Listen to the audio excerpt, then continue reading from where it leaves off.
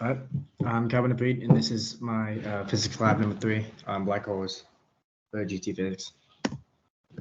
For the introduction, the purpose behind this lab was to practice the use of equations and principles that we were taught in class in a simulation setting. In doing this, I found the mass of a black hole and calculated the initial velocity that a ship would need to leave the surface of the planet in orbit the black hole without being pulled back into it or causing collision into the planet.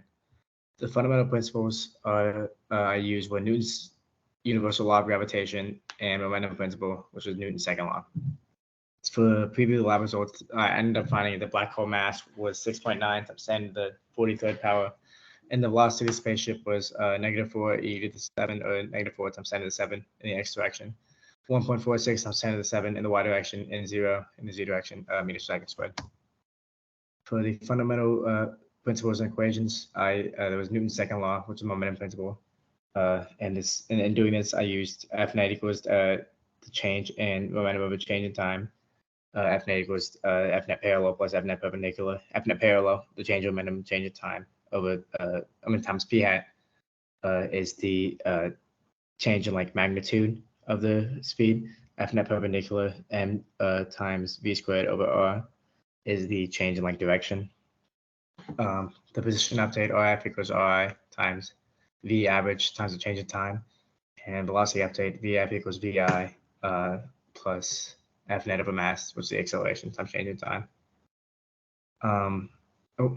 Universal gravitation, Fg equals -g, the constant, mass 1 and mass 2 over r squared times r hat.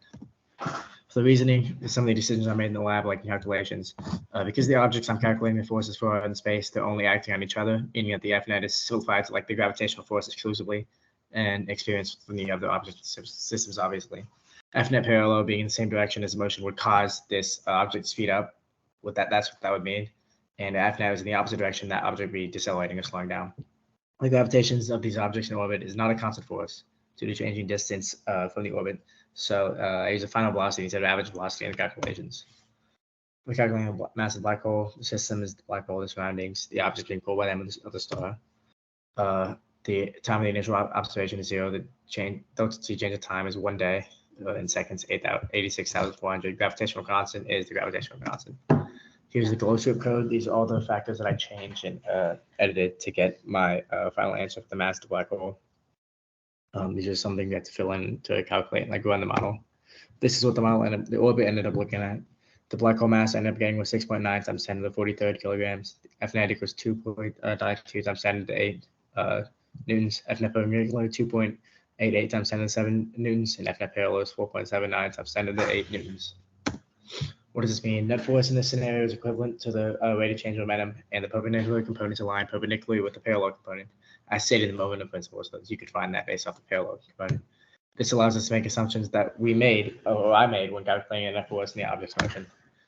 For part 2 is finding a spaceship's initial velocity. The spaceship gets very close to the black hole in its trajectory and was entering its field of collision path. I just guessed and checked the values for the initial velocity. I ended up getting, the first one I get was -4.8 times 10 to the 7, 1.46 times 10 to the 7, 0 meters per second in vector form.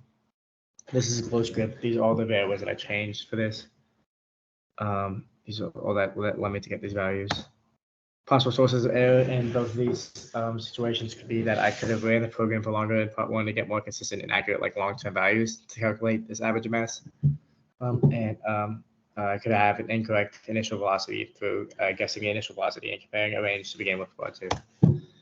What if the initial velocity for the spaceship would need to, what velocity would I have to enter some kind of orbit on the black hole while not crashing into it? I found, through guess checking again, I found that the orbit that would accomplish, the speed that would accomplish the orbit would be this one displayed on the screen right now.